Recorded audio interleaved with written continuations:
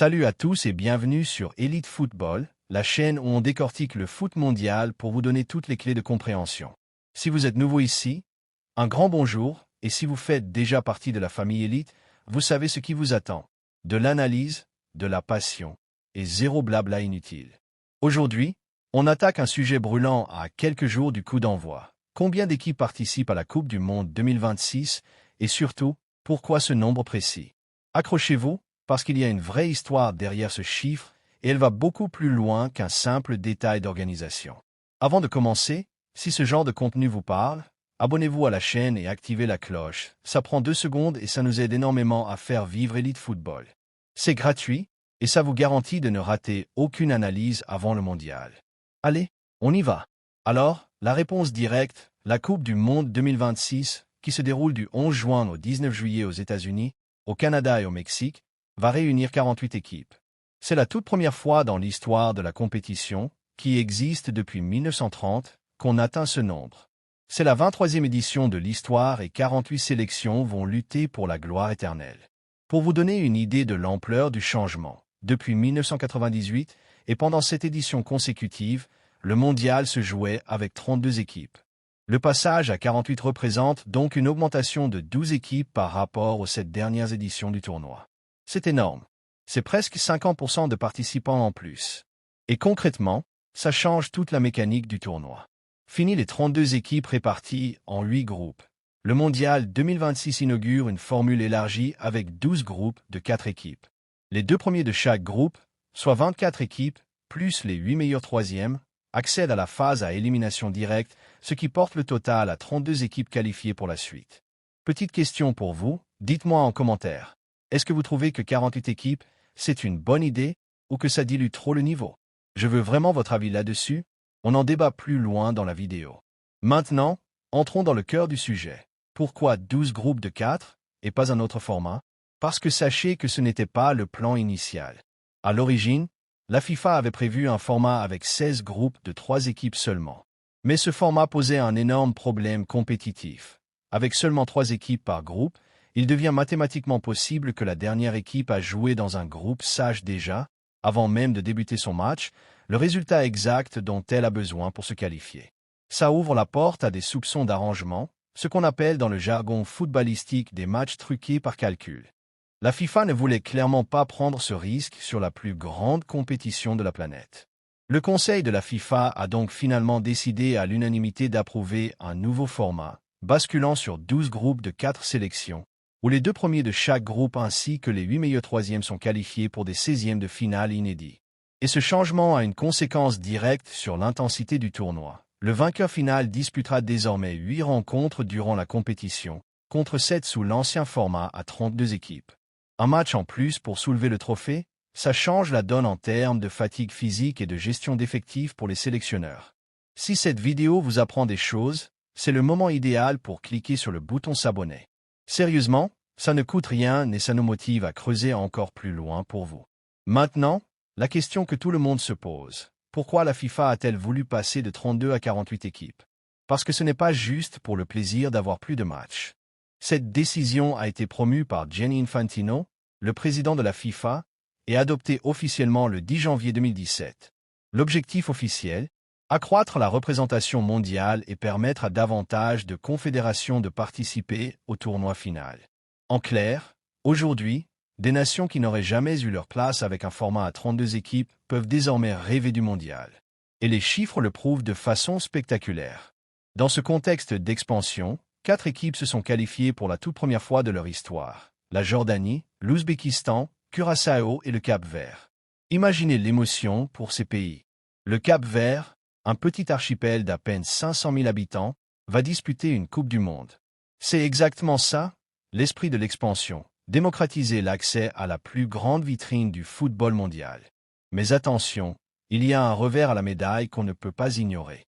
Tous les anciens vainqueurs de la compétition seront présents à ce mondial, sauf l'Italie, qui rate la qualification pour la 3e fois consécutive. Oui, vous avez bien entendu, la Squadra Azzurra, quadruple championne du monde, ne sera pas du voyage. Et paradoxalement, malgré un format élargi censé faciliter les qualifications, l'Italie n'y arrive toujours pas. Ironique, non? À l'inverse, le Brésil reste la seule sélection à avoir connu une participation continue, avec sa 23e phase finale consécutive. Une statistique de régularité absolument hallucinante quand on y pense. Et vous, qu'en pensez-vous? L'absence de l'Italie malgré l'élargissement, c'est une anomalie ou la preuve que le niveau européen reste hyper relevé. Dites-le en commentaire, et n'oubliez pas de liker la vidéo si vous apprenez des trucs. Ça aide énormément l'algorithme à nous mettre en avant. Un autre point essentiel pour bien comprendre ce système. Comment les 48 places sont-elles réparties entre les différentes confédérations continentales? UEFA, CONMEBOL, CAF, AFC, CONCACAF, OFC. Le 9 mai 2017, le Conseil de la FIFA a ratifié la répartition des places entre les confédérations à partir de la Coupe du Monde 2026. Un point important à noter, chaque pays organisateur est automatiquement qualifié d'office et sa place est déduite du quota global alloué à sa confédération. C'est pour ça que le Mexique, le Canada et les États-Unis n'ont pas eu besoin de passer par les qualifications classiques. Et pour les places les plus disputées, la FIFA a mis en place un système de barrage intercontinental. Un tournoi de barrage à 6 équipes attribue les 2 dernières places restantes, avec la participation d'une équipe par confédération, sauf l'UEFA, ainsi qu'une équipe supplémentaire issue de la Confédération des pays hôtes. C'est ce système qui crée souvent les histoires les plus dramatiques, des nations qui passent à un cheveu de la qualification lors d'un match coup près absolu, sans la moindre marge d'erreur. Maintenant qu'on a compris le pourquoi du comment, parlons des conséquences pratiques de ce nouveau format à 48 équipes, parce que ça change vraiment l'expérience du tournoi pour nous, spectateurs. D'abord, le nombre de matchs explose. On passe à un total de 104 matchs, alors que le futur champion en disputera 8, contre 7 auparavant. C'est plus de spectacles, plus d'occasions de voir jouer vos équipes favorites, mais aussi un calendrier beaucoup plus dense. Ensuite, la dimension géographique devient un véritable défi logistique.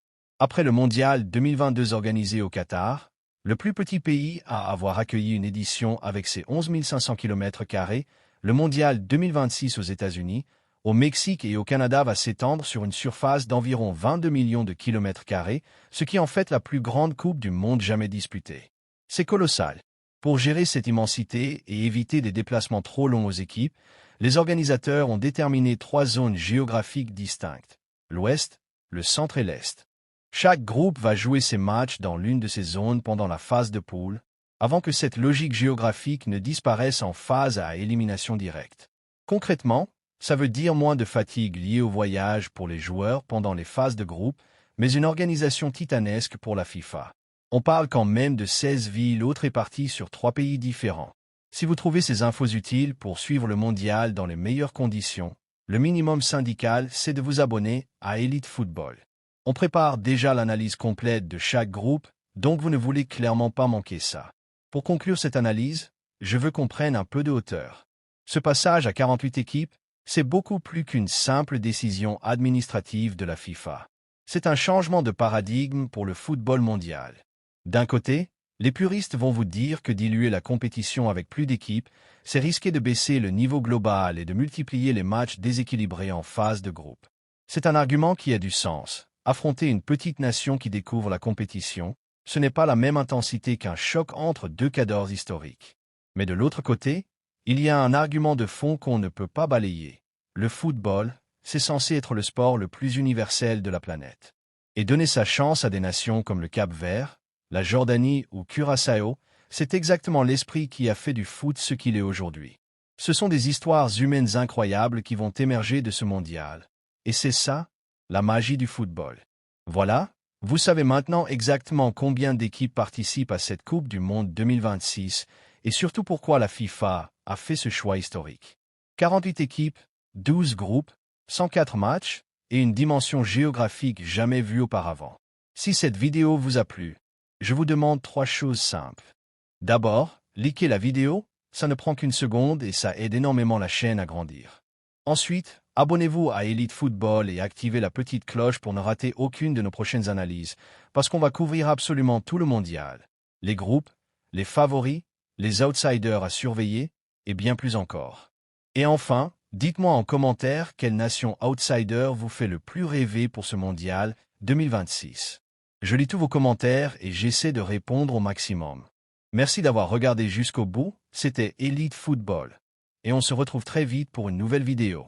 Allez les Bleus, et à très bientôt.